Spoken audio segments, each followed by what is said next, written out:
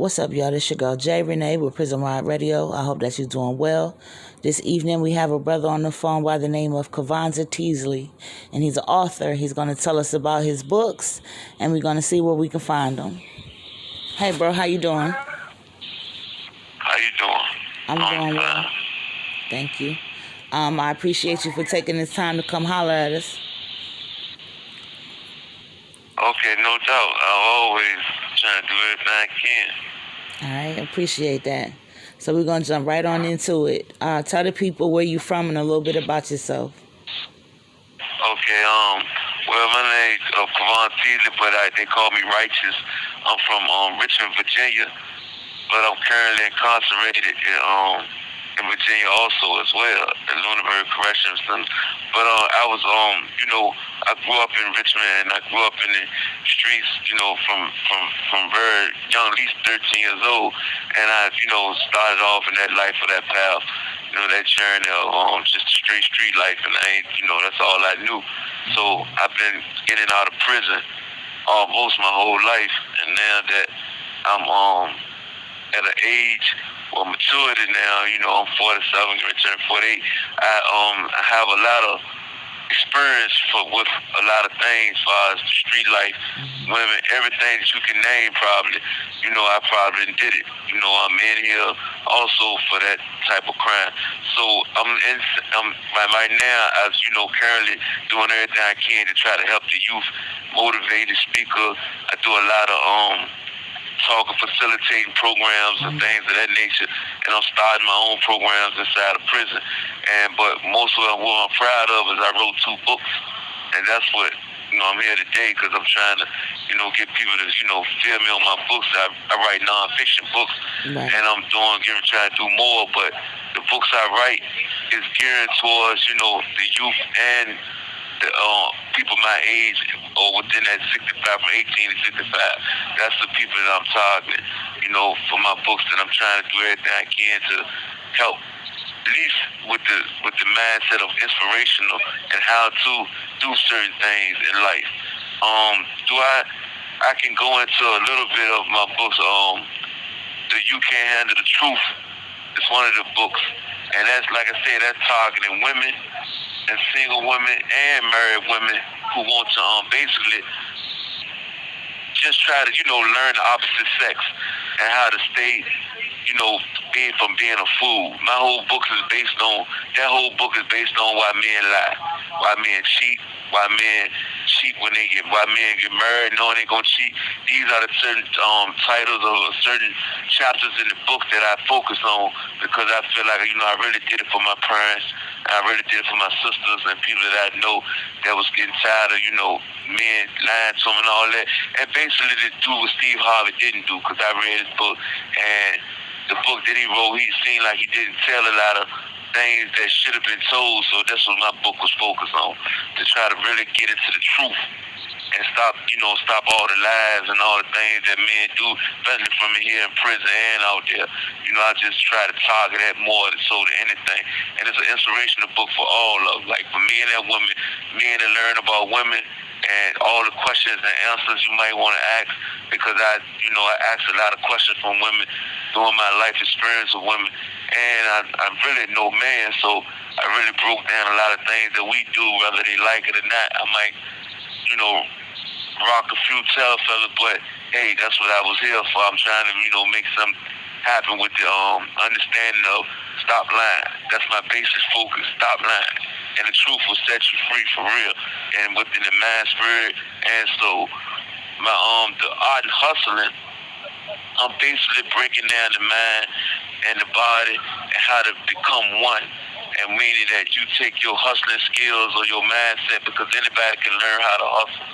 People always say I was born a hustler, but I disagree, because hustling can be skilled and hustling can be taught. So I really, but you gotta know what you want to do. And basically that hustling one-on-one is based on how to become whatever you say you gonna be. It's not no street herbal novel, it's not nothing, dealing with no drugs, anything like that, because that's not a hustler. Either you're a drug dealer or you're a hustler. And I don't promote that. So what I promote is hustling anything that you put your mind to. whether it's something that's good or whether it's something that you just want to do with your life or just get out of prison.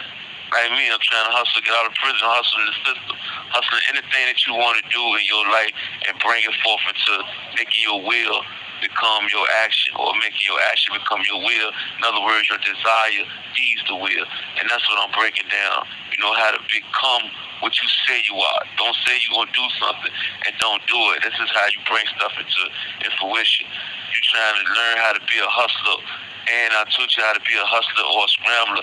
And when my whole point of that is being that I break down from my point of view and what I did in my life and how to break down things that you might not see within a hustler's mindset. So a lot of people might think they hustlers and not knowing what they really was trying to do.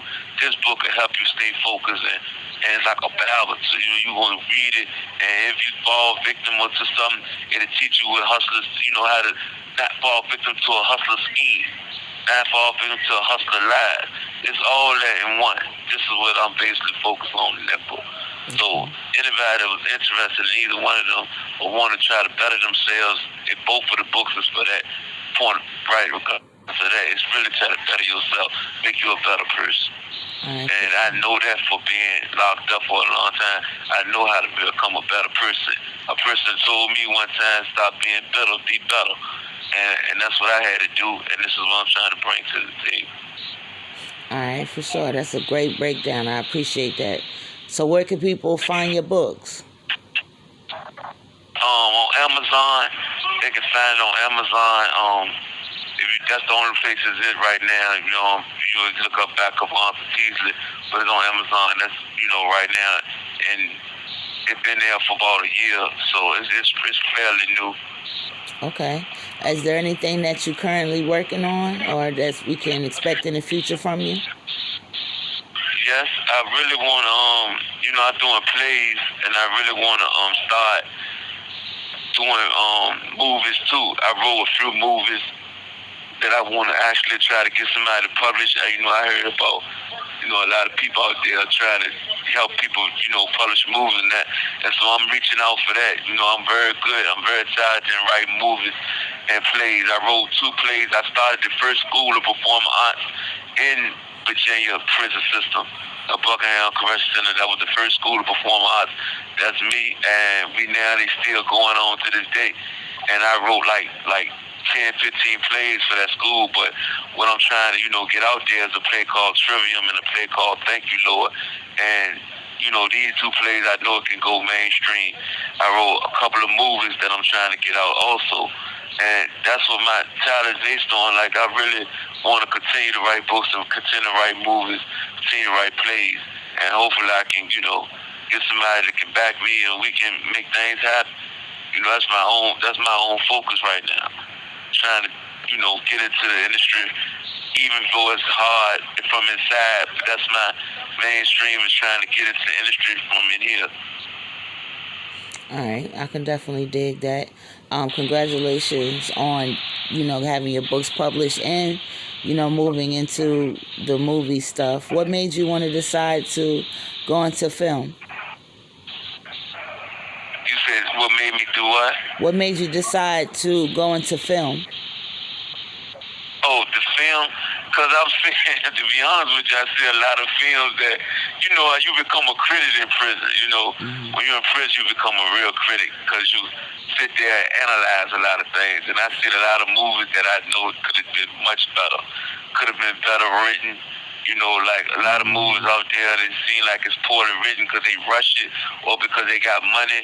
And I'm like, no, you're supposed to give people what they want. And that's what I really, that what made me write plays and everything. Because I see a lot of plays that can be done better on stage. So it's like, and I didn't know I could write until I just started writing. And then I started seeing that the dialogue is very important. The presentation, what you're saying, all that is very important when people watching your movies. People want to feel it and get into it and be like, yeah, like they're a part of it. If a person can't relate, even hood movies, if a person can't relate or it was too whack when it comes to, that's not even believable. That's what I'm trying to. You have 1 minute remaining. For sure, bro. Well, I definitely appreciate the time and for you telling us about your books. You know, we're going to put it out to the people. Make sure that y'all definitely check them out. It's been a pleasure. I appreciate you too. Thank you. And everybody that support me, my children, and my family and everybody that support me through this hard times and struggle. I thank y'all very much for real.